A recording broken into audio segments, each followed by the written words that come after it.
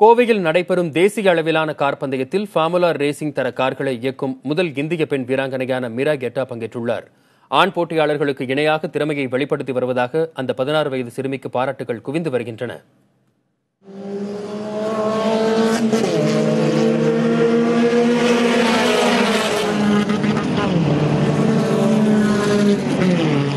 சீறி பாயும் கார்கள், நொடிக்கு நொடி அதிகரிக்கும் வேகம், பார்வையாளர்களின் இதய துடிப்பை அதிகரிக்கும் விறுவிறுப்பு என பலராலும் வியந்து பார்க்கப்படும் ஃபார்முலா கார் பந்தயத்தில் தடம் பதித்து வருகிறார் 16 வயது Meera எர்டா.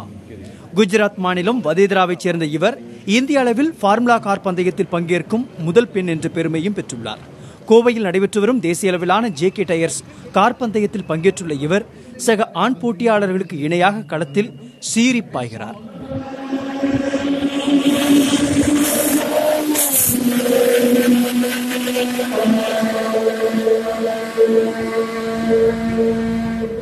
Great season because overall being the only girl competing with boys, it sometimes proves to be a little troublesome, but obviously it's fun to race and drive with all these guys and this fast cars and everything, so it's really fun. கடந்த ஆண்டு formula 4 பந்தயத்தில் champion பட்டம் வென்றதோடு BMW காரை இயக்கும் முதல் இந்திய பெண் என்ற பெருமையும் தன்வசப்படுத்தியுள்ளார் Meera எர்டா. She is driving this Formula BMW car, which is India's highest performance car, and we are proud father and we are proud family for this thing.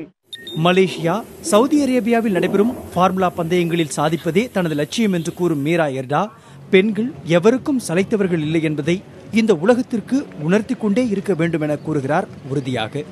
புதிய தலைமுறைக்காக செய்தியாளர் சுரேஷ்.